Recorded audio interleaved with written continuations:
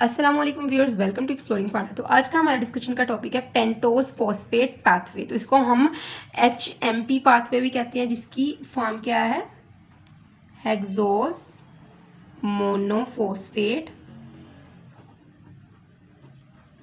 Pathway. इसको हम hexose monophosphate pathway भी कहते हैं। तो जो शॉर्ट फॉर्म है वो HMP शंट पाथवे है।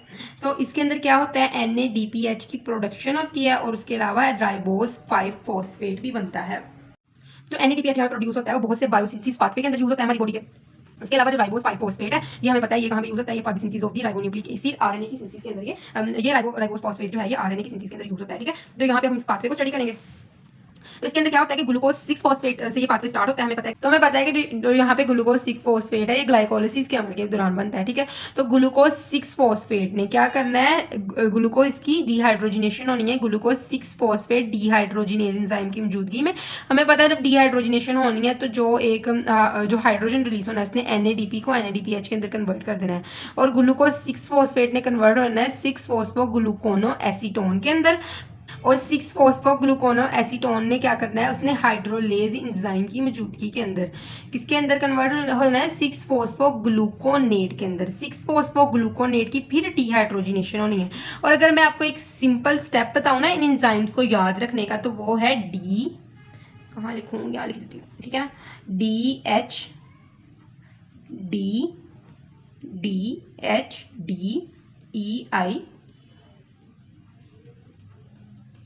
ठीक है, DHDEI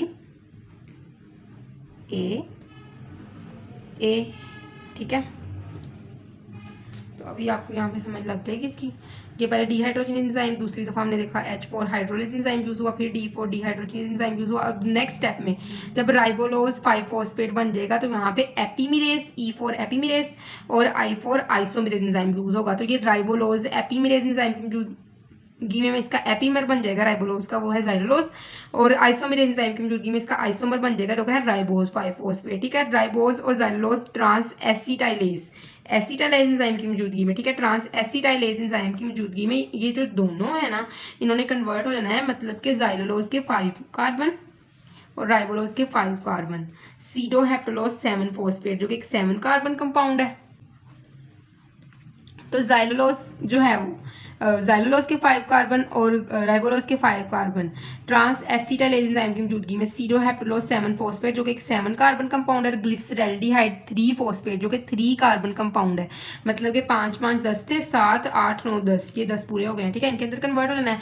अब जो होगा ये दोनों जो है सीडोहेप्टलोज और ग्लिसरैल्डिहाइड 3 फॉस्फेट, इन्होंने ट्रांस एल्डोलेज A4 एल्डोलेज, ठीक है, ये था एसिटाइलेज A4, ये है A4 एल्डोलेज एंजाइम की, ट्रांस एल्डोलेज एंजाइम की मौजूदगी में ये 7 कार्बन है, ये 3 कार्बन है। ठीक है, तो ये दोनों मिलके जो है वो 10 कार्बन बनाते हैं। इन्होंने एरिथ्रोज 4 फॉस्फेट 4 कार्बन वाला, ठीक है, और फ्रक्टोज 6 फॉस्फेट जो कि 6 कार्बन कंपाउंड है, इसके अंदर चेंज होना है। अब क्या होगा, अब हमारे पास फ्रक्टोज तो है मौजूद, ठीक है ना, हमें फ्रक्टोज चाहिए या हमें ग्लिसरैल्डिहाइड 3 फॉस्फेट चाहिए, जो कि नेक्स्ट हम उसको क्या करेंगे, हम उसको ग्लाइकोलिसिस के अमल के अंदर भेज सके। तो यहाँ पे हमें क्या करना है, इस एरिथ्रोज 4 फॉस्फेट को जाइलोलोज जो यहाँ पे था ना, क्योंकि हमें जाइलोलोज की जरूरत नहीं है यहाँ पे, तो इन दोनों को मिला के ना एरिथ्रोज को और जाइलोलोज को, एरिथ्रोज को और जाइलोलोज को 9 कार्बन कंपाउंड बनेगा। तो 6 कार्बन का ये वाला बन जाएगा फ्रक्टोज 6 फॉस्फेट और 3 कार्बन वाला ग्लिसरैल्डिहाइड 3 फॉस्फेट बन जाएगा। ठीक है, एक्चुअली मैंने थोड़ी सी मिस्टेक कर दी, मुझे पता नहीं चला, रियली सॉरी। तो मैं दोबारा बता देती हूँ कि जो एरिथ्रोज 4 फॉस्फेट 4 कार्बन वाला ना, ये जाइलोलोज 5 फॉस्फेट 5 कार्बन वाला जो है, इसके साथ सॉरी जाइलोलोज के साथ जो कि 5 कार्बन वाला है मिलके तो क्या बना देगा, फ्रक्टोज 6 फॉस्फेट 6 कार्बन वाला और ग्लिसरैल्डिहाइड 3 फॉस्फेट 3 कार्बन वाला। तो ये आगे जो है वो ग्लाइकोलिसिस के अमल के जरिए जो है ग्लिसरैल्डिहाइड 3 फॉस्फेट भी फ्रक्टोज 6 फॉस्फेट बना देगा। ठीक है, तो आई होप सो कि आपको इसकी समझ लग गई होगी। और अगर आपके दिमाग में ये चीज़ है कि पेंटोज फॉस्फेट पाथवे यहाँ पे यूज़ क्यों हुआ है, तो मैंने आपको पहले भी बता दी थी कि NADPH की प्रोडक्शन के लिए और राइबोज 5 फॉस्फेट की प्रोडक्शन के लिए ये यूज होता है, बहुत ज़्यादा अहमियत रखता है। तो अगर आपसे ये क्वेश्चन आ जाए कि पेंटोज फॉस्फेट पाथवे क्यों ज़रूरी है, तो आप ये दोनों लिख सकते हैं और अपनी बुक से भी अल्टरनेटिव जो है वो स्टडी कर सकते हैं। ठीक है ना, तो आई होप सो कि आपको इसकी समझ लग गई होगी, लेकिन अगर किसी भी किस्म की कन्फ्यूजन है तो कमेंट सेक्शन में पूछ सकते हैं। थैंक यू सो मच, अल्लाह हाफिज़।